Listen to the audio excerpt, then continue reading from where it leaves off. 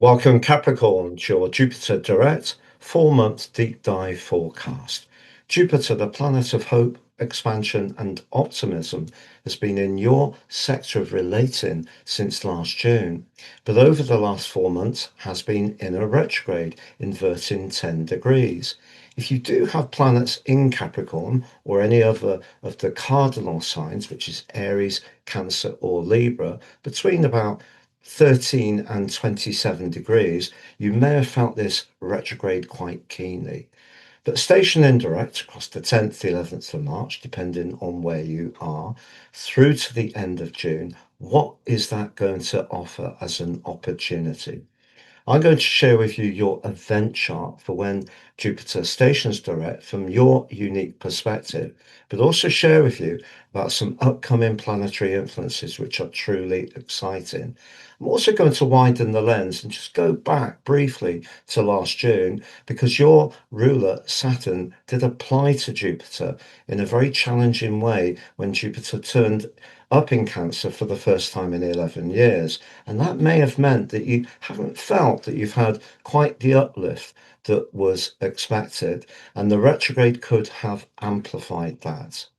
I'm astrologer Patrick Arundel. By the end of the forecast, you'll have a clear picture of what to expect in terms of relationships, finance, energy, or work. If you've yet to subscribe to the channel, please do so now and help it to continue to thrive. Please stay with me. I'll also give you the opportunity to get my deep dive written overview of Jupiter in Cancer. So Jupiter rules two zodiac signs, and I think the one that tends to get the attention is its rulership of Sagittarius. Here it is the greater benefit. It is about good luck. It can be about confidence, and it certainly can be about opportunities, but it does also rule the water sign traditionally of Pisces. That's the 12th zodiac sign, much more reflective, much more psychological and emotional, being water. And the host Cancer, of course, shares that water triplicity. Now, ironically, Jupiter shines brightly in Cancer, it's exalted, and when this retrograde ends, there, 1505, that's the maximum degree of the exaltation. So that's a very significant degree and could be seen to be very fortunate. But because of when Jupiter pitched up in the sign of Cancer, your ruler Saturn had just arrived in Aries, and they were in an exact square, which became uh, precise on the 15th of June. So even if there was someone you were drawn towards, or you did meet a business contact, it might not actually have flowed forward as you hoped.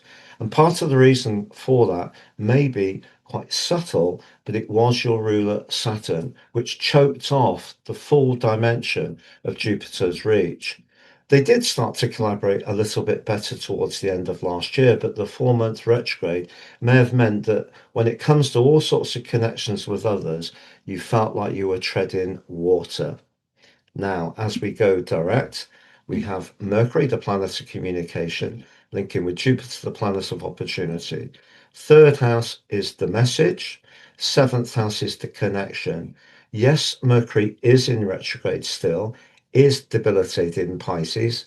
However, if you really concentrate and make sure the message is clear and well meant, it can be received in a much more positive manner. Now, the ruler of the sign of Sagittarius, Jupiter, is where the moon is, the ruler of the sign of Cancer.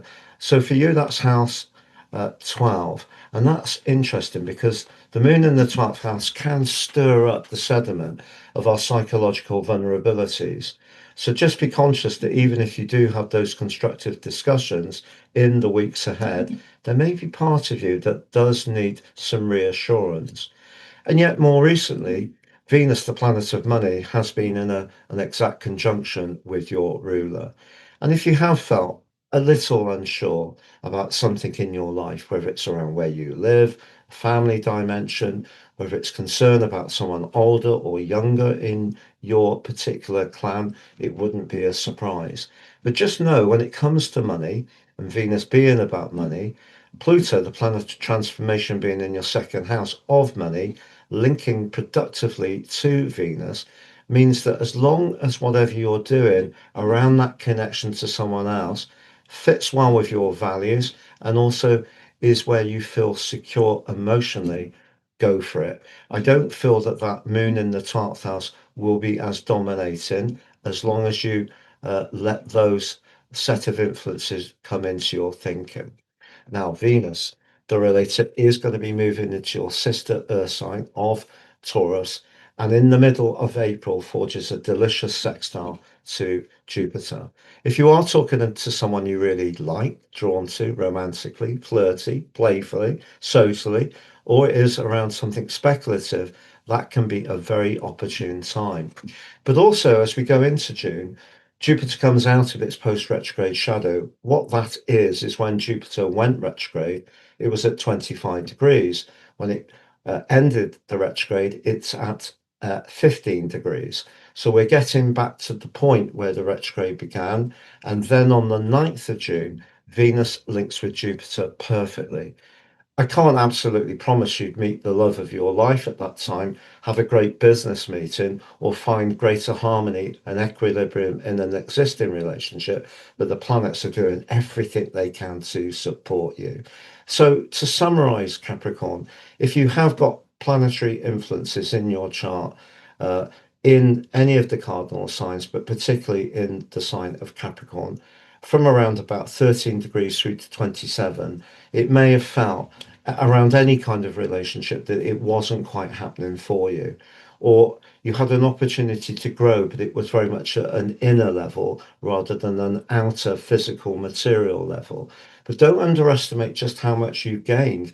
Jupiter at the end of the day is about knowledge, and it is about growth. It doesn't have to be to do with financial success or physical manifestation. It's what's going on within us. So if you're much more clearer about your boundaries, what you're prepared to give, what you want from other people, you're much more in balance around all of that. You're going to have a major breakthrough over these next 4 months. So to summarize, Jupiter's been in a part of your chart to do with relationships of all kinds.